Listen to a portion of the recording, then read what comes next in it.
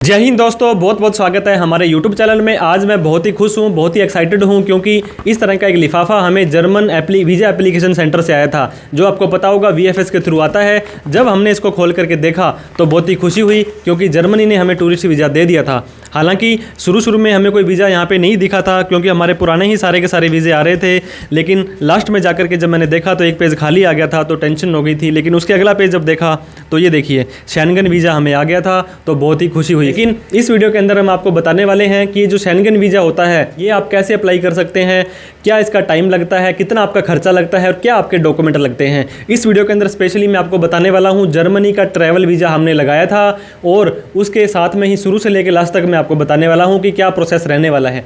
सबसे पहले प्रोसेस की मैं बात कर लेता हूँ। हमने दोस्तों 4 अप्रैल 2024 को VFS की इनकी वेबसाइट होती है, अगर आप गूगल पर लिखते हैं VFS जर्मनी और वहाँ पे आपको एक अपॉइंटमेंट लेनी होती है। सबसे पहले आपको साइन अप करना पड़ता है, अपना रजिस्ट्रेशन करना पड़ता है, उसके बाद में आपको लॉगिन करके वहाँ पे अपॉइंटमेंट लेनी पड़ती है। हम 3 जने थे तो तीनों जनों ने एक ही लॉगिन के अंदर वहाँ पे अपनी 3 प्रोफाइल ऐड कर ली थी, और उसके बाद में हमने जो वहाँ पे अपॉइंटमेंट ली। जब हमने 4 अप्रैल को अपॉइंटमेंट लेने की कोशिश की तो हमें अपॉइंटमेंट मिली दोस्तों 27 मई की, मतलब लगभग 2 महीने 1.5 महीने से बाद की हमें अपॉइंटमेंट मिली। तो 27 मई को हमें वहाँ पे VFS दिल्ली के अंदर जाना था और सारे के सारे डॉक्यूमेंट अपने लेके जाने थे। 27 मई के बाद में जब हमने डॉक्यूमेंट वहाँ पे सबमिट कर दिए थे, उसके बाद में आपको पता होगा ये 15 वर्किंग डेज़ का टाइम मांगते हैं, लेकिन 26 जून को जाकर के हमारा पासपोर्ट वापस से घर पर आया। तो टाइम लाइन की बात करूँ, अगर आपको अपॉइंटमेंट मिल जाती है तो अपॉइंटमेंट मिलने के बाद पूरा 1 महीना हमें लग गया था, और 1.5 से पौने 2 महीना हमें अपॉइंटमेंट जब बुक की थी और हमें अपॉइंटमेंट मिली थी उस बिटवीन लग गए थे। तो अप्रोक्सीमेटली 2.5 महीने का टाइम हमें पूरा लग गया था इसको करने के लिए। अब बात कर लेते हैं दोस्तों खर्चे की, कितना कॉस्ट, कितना यहाँ पे एक्सपेंसिव होने वाला है। तो मैं बात करूंगा, जब आपने 4 अप्रैल को हमने अपॉइंटमेंट बुक की थी तो VFS की जो वेबसाइट है वहाँ पे उनको पेमेंट करनी पड़ती है। ये पेमेंट सिर्फ और सिर्फ उनकी अपॉइंटमेंट की होती है, न कि कोई वीज़ा या एम्बेसी की फीस होती है। तो 1700 कुछ रुपए की, 1750 रुपए के अप्रोक्सीमेटली हमारी वहाँ फीस लगी थी, वो ली थी VFS वालों ने सिर्फ हमें अपॉइंटमेंट देने के लिए।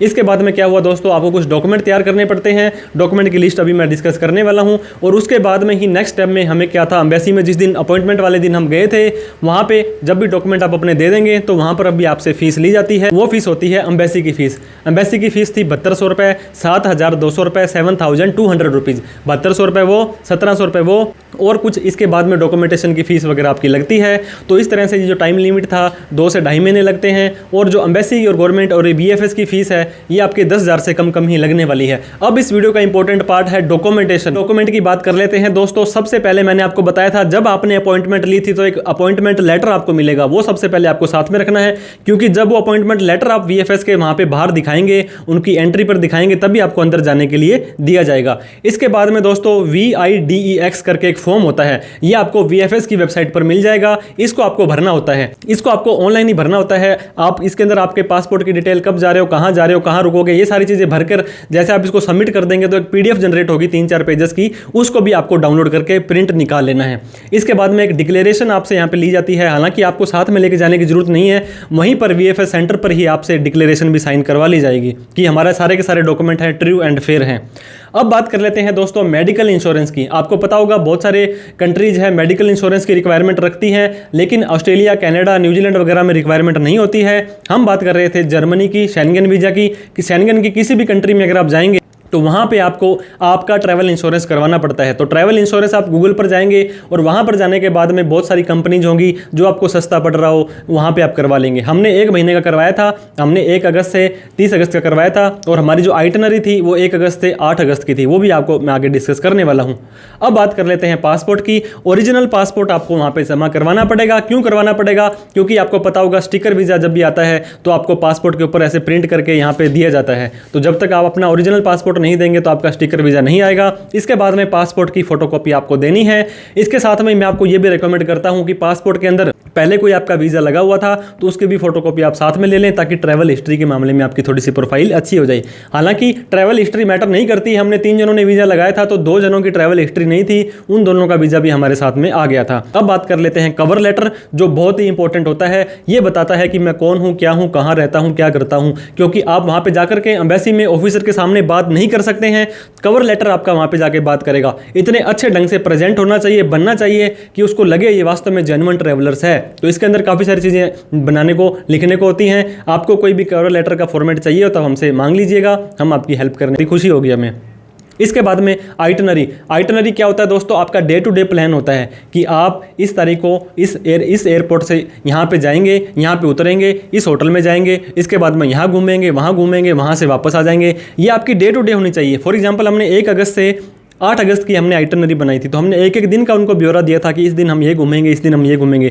आइटनरी भी काफ़ी इंपॉर्टेंट पॉइंट होता है, क्योंकि यही चीज़ें होती है जो आपके वीज़ा मिलेगा या नहीं मिलेगा आपका डिसाइड करती है। इसके बाद में होटल बुकिंग काफ़ी इंपॉर्टेंट पार्ट होता है, क्योंकि जब भी आप दोस्तों वहाँ पे जाएंगे, आप वहाँ पे किसी देश में घूमने के लिए जा रहे हैं, तो वहाँ पे रुकने के लिए आपको कोई होटल वगैरह चाहिए होगा। अगर आपका कोई दोस्त या कोई फ्रेंड या रिलेटिव आपको स्पॉन्सर नहीं कर रहा है तो आपको बट ऑब्वियस सी बात है वहाँ पे होटल पे रहना पड़ेगा।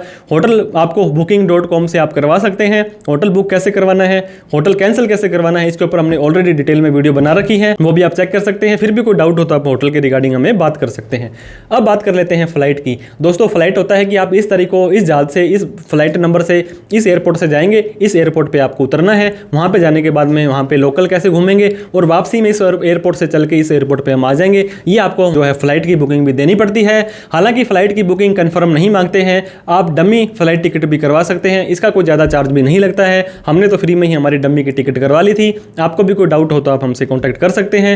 इसके बाद बात कर लेते हैं दोस्तों ITR की। ITR यानी कि इनकम टैक्स रिटर्न। आपको पता होगा काफ़ी इंपॉर्टेंट ये होता है, क्योंकि ये बताता है कि आपकी इतनी इनकम हो रही है और आप उस घूमने के लायक हैं भी या नहीं है। फॉर एग्जाम्पल 50,000 रुपये की टिकट अगर हम मानते हैं जर्मनी की आने की और 50 जाने की 1 लाख रुपए, और 1 लाख रुपए अगर आप वहाँ पे खर्चा कर देते हैं तो 2 लाख रुपए तो आप 10 दिनों के अंदर खर्चा करने वाले हैं। तो क्या आपकी इतनी इनकम है कि आपकी इनकम ही 1.5 लाख रुपए ITR में हो रही है? तो थोड़ा सा डिफिकल्ट केस हो जाता है। तो जितनी ज़्यादा इनकम होगी आपके ITR में, जितनी जेन्युइन होगी, उतना ही आपके लिए प्लस पॉइंट है। तो 2 सालों की ITR विद कंप्यूटेशन उन्होंने मांगी थी, लेकिन कंप्यूटेशन बैलेंस शीट हम साथ में लेकर के गए थे, उन्होंने निकाल के हमें वापस दे दिया था। अब बात कर लेते हैं ये जो ITR के अंदर इनकम दिखाई है ये कहाँ से आ रही है। अगर आपकी बिजनेस की इनकम है तो बिजनेस के अंदर आपको पता होगा दोस्तों, बिजनेस के डॉक्यूमेंट लगाने मैंडेटरी होते हैं, जैसे कि GST नंबर, MSME का सर्टिफिकेट, इसके साथ में संस्था आधार नंबर, इंपोर्ट एक्सपोर्ट कोड, कोई भी पार्टनरशिप फर्म है, कोई भी एग्रीमेंट है, मतलब बिजनेस का कोई भी डॉक्यूमेंट आप जितना प्रूफ कर पाएं कि ये हमारी एक्चुअल में हमारा बिजनेस हो रहा है। अगर आप बिजनेसमैन नहीं है, अगर आपकी सैलरी आ रही है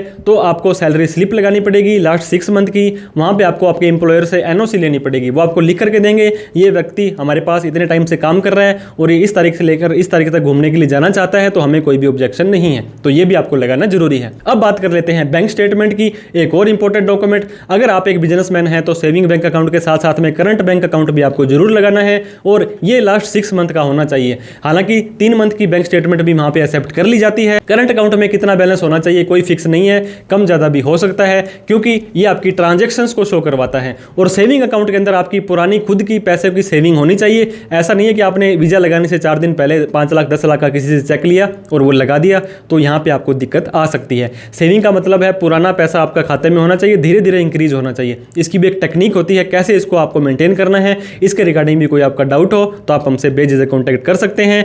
बैंक स्टेटमेंट दोस्तों करंट और सेविंग दोनों ही 3-3 महीनों की आपको लगा देनी है। एक से ज़्यादा बैंक अकाउंट हैं तो उसी बैंक की लगाएं जहाँ पे आपका मेन ट्रांजैक्शन हो रहा है और मेन फंड आपके हैं। अपॉइंटमेंट लेटर मैंने आपको बता दिया था, NOC और सैलरी स्लिप मैंने आपको बता दी थी। क्रेडिट कार्ड दोस्तों अगर आपके पास है, ये भी एक तरह से शो करता है कि आपके पास में इतने फंड हैं। सपोज करो 5 लाख रुपए की लिमिट का क्रेडिट कार्ड है, तो वो भी आप साथ में लगाते हैं, तो एम्बेसी को लगेगा कि इसको इमरजेंसी में जरूरत पड़ी तो ये 5 लाख रुपए और यूज कर सकता है। तो इस तरह से दोस्तों ये तो डॉक्यूमेंट आपके लगेंगे। टाइम मैंने आपको बता दिया, खर्चा मैंने आपको बता दिया है। हमने ये वीज़ा खुद अप्लाई किया था। इसके अलावा जितने भी इसमें वीज़े हैं, कनाडा का हो, चाहे UK का हो, चाहे किसी भी कंट्री का हो, जापान का, हमने 5 बार वीज़ा ले चुके हैं। 5 साल का मल्टीपल वीज़ा है। हम सब के सब वीज़े खुद लगाते हैं। हालांकि हम इसको डॉक्यूमेंटेशन प्रिपरेशन के लिए हमारा मेन काम रहता है। आपको डॉक्यूमेंट से रिलेटेड कोई भी डाउट क्वेरी क्वेश्चन हो, Schengen, Germany, Australia, New Zealand, Canada, Japan, किसी भी कंट्री से रिलेटेड आपको कोई डाउट क्वेरी क्वेश्चन हो तो आप बेझिझक हमें कमेंट करके पूछ सकते हैं। हमारा कॉन्टैक्ट नंबर आप हमसे मांग सकते हैं। हमें बहुत ही खुशी होगी आपकी हेल्प करने में। तो वीडियो अच्छी लगी हो तो प्लीज़ लाइक कर दें, और ये वीडियो में आपको दोस्तों उन लोगों को भी शेयर करना है जो टूरिस्ट वीज़ा को लेकर के टेंशन में रहते हैं, प्रोफाइल कैसे बनाएं उसके लिए ये टेंशन में रहते हैं। तो thank you so much for watching this video. Subscribe नहीं किया तो अभी तक कर लें। Thank you so much. जय हिंद, जय भारत।